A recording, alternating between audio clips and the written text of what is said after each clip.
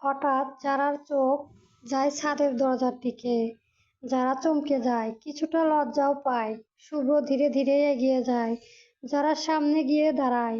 যারা উঠে চলে যেতেই নিবে, তখনই শুভ্র যারার হাত চেপে ধরে আর টেনে একদম নিজের সাথে জড়িয়ে ধরে। যারা সারা শরীর একটা ঝাঁকুনি দিয়ে ওঠে, কাঁপাকাঁপি শুরু হয়ে গেছে তার।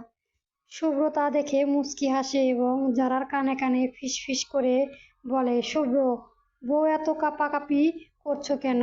আমি তো কিছুই করলাম না সোনা। যারা লজ্জায় মাথা নুয়ে নেয়। চাঁদের আলোয় যারা লজ্জা মাখা মুখটা আরো মেহনীয় এবং সুন্দর লাগছে। শুভ্র শুভ্র বলে, শুভ্র এভাবে লজ্জা পেও না সোনা, টুপ করে তোমায় খেয়ে ফেলবো। যারার মন চাচ্ছে মাটি ফাঁক করে তার ভিতর ঢুকে যেতে। যারাকে নিয়ে সোফায় বসে যারা নিজেকে ছাড়তে চাইলে শুভ্র যারার বুকে মাঝে আরো শক্ত করে জড়িয়ে ধরে। আজ একটা গল্প শোনাই, শুনবে? যারা অবাক দৃষ্টিতে তাকায় শুভ্রর দিকে। শুভ্র তা দেখে বলে, শুনবো। যারার উপর নিচ মাথা নাড়ায়, মানে শুনবে। শুভ্র বলতে শুরু করে, শুভ্র এক রাজপুত্র ছিল। সবাই তাকে খুব পছন্দ করত। সবার চোখে সে রাজপুত্র সেরা ছিল। রাজপুত্র সবার সাথে খুব ভালোই দিন কাটতে থাকে। একদিন রাজপুত্র তার বাবার বন্ধুর বাড়িতে যায় তার রাজকন্যার জন্মদিনে। সেই রাজকন্যা যখন সিঁড়ি বেয়ে নিচে নেমে আসছিল, সবার চোখে যায় সেই রাজকন্যার পানে। তেমনি রাজপুত্র তাকিয়েছিল তার দিকে। তখনই সেই রাজপুত্রের সর্বনাশ ঘটে যায়। হারিয়ে যায় সেই রাজকন্যার মায়াবিরূপী চোখে। মুগ্ধ হয়ে দেখতে থাকে সে রাজকন্যাকে। সেই দিন যখন রাজকন্যার বাড়ি থেকে চলে আসে, রাজকুমার ভুলতে পারে না তার রাজকন্যাকে। তার হৃদয় মন জুড়ে শুধু সেই রাজকন্যার বসবাস। কিছুতেই তার মন থেকে সরাতে পারে না। বুঝতে পারে ধীরে ধীরে সে রাজকন্যার মায়ায় জড়িয়ে গেছে সে রাজপুত্র, যে মায়ার মৃত্যু ছাড়া কাটিয়ে উঠতে পারবে না। তখন থেকে রাজপুত্র প্রায় সময় যেত সেই রাজকন্যার বাড়িতে রাজকন্যাকে দেখার জন্য। ধীরে ধীরে বুঝতে পারে সেই রাজকন্যাও তাকে ভালোবাসতে শুরু করেছে। সেই দিন রাজকুমার ভীষণ খুশি হয়েছিল যে তার মায়াপরীও তাকে ভালোবাসে। আর সবচেয়ে খুশি তো সেই দিন হয়েছিল যেই দিন তার পরিবার থেকে তাদের বিয়ে ঠিক করা হয়েছিল। জানো, সেই দিন খুশিতে সে রাজকুমার কান্না করেছিল। কিন্তু হঠাৎ কোনো কালবৈশাখী ঝড় সব কিছু লণ্ডভণ্ড করে দিল। সেথায় হাজির হলো কিছু অশুভ ছায়া। বিয়ের আগের মুহূর্তে কেউ একজন ফোন দিয়ে সেই রাজকুমারকে বলে যে, তুমি যদি এই বিয়ে করো তাহলে তোমার রাজকন্যা এই পৃথিবীতে হবে শেষ দিন। যদি বিশ্বাস না করো তাহলে তোমার রাজকন্যার আশেপাশে তাকিয়ে একটু দেখো। সেই দিন রাজপুত্র তাকায় রাজকন্যার প্রাণে দেখতে দেখতে পায় রাজকন্যার পাশে দুইজন অপরিচিত লোক। লোকগুলোর হাতে কিছু একটা দেখতে পায়। লোকগুলো তার দিকে তাকিয়ে বাঁকা হাসি দেয়। তখন রাজপুত্রর কলিজা যেন কেউ কেটে নিচ্ছে এমন মনে হচ্ছে। তার সারা দুনিয়া থমকে যায়। তার কলিজা মৃত্যুর মুখে। কি করে তার কলিজাকে বাঁচাবে? তখনই রাজকুমার গিয়ে সবাইকে বলে যে সে এই বিয়ে করতে পারবে না। কিন্তু সবাই জোর করেই এক প্রকার বিয়েটা হয়। কিন্তু রাজকুমার তার কথায় অনড়।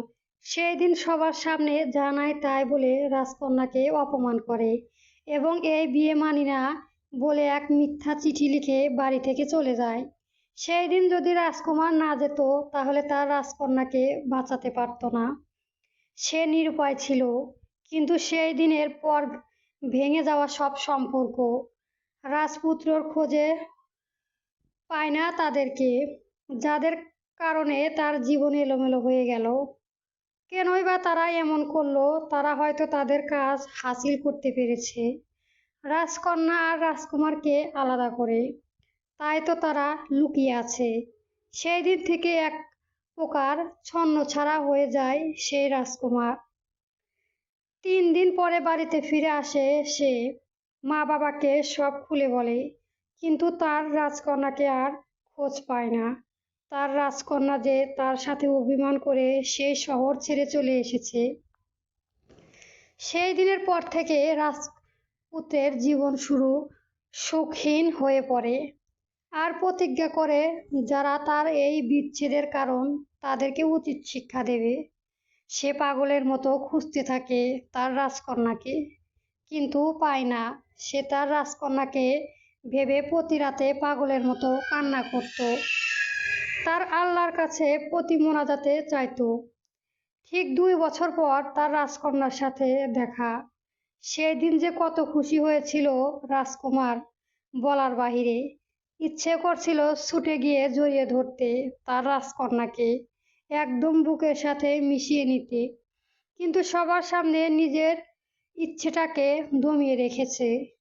সেই দিন রাতে রাজকুমার আল্লাহর কাছে 1000বার শুকরিয়া জানিয়ে সেজদায় পড়ে কেঁদেছে। লুকিয়ে রাজকন্যাকে দেখা, চিঠি দেওয়া, উপহার পাঠানো সবকিছুই রাজকুমার তার রাজকন্যাকে আড়ালে করত। আর এখন তো তার রাজকন্যা তার বুকেই আছে, আর কখনো হারাতে দিবে না তার রাজকন্যাকে। আর যারা এর জন্য দায়ী তাদেরকেও ছাড়বে না। শুভ্র এবার থামে, যারা কান্না করছে, যারা বুঝতে পারছে সেই রাজকন্যা আর রাজকুমার আর কেউ না, সে আর তার শুভ্র। শুধু শুধু এতদিন সে শুভ্রকে দোষারোপ করে আসছে। তার শুভ্রে তো কোনো দোষ নেই, সে তাকে বাঁচানোর জন্য এমন করেছে। যারা আরো শক্ত করে শুভ্রকে ধরে, যেন ছেড়ে দিলেই কেউ নিয়ে যাবে। শুভ্রও তার প্রিয়তমাকে শক্ত করে জড়িয়ে ধরে। অন্যদিকে কেউ একজন রাগে ফুঁসছে আর বলছে, তোদের দুজনকে তো আমি আলাদা করেই ছাড়বো, কোনোদিন তোদের দুজনকে এক হতে দেব না, কোনো দিন না, তোদের কখনো সুখী হতে দেব না আমি। এই বলে বাঁকা হেসে সে অচেনা লোক। পরবর্তী গল্প পেতে চ্যানেলটা সাবস্ক্রাইব করবেন। ধন্যবাদ। গল্প জীবন মানেই তুমি চলবে।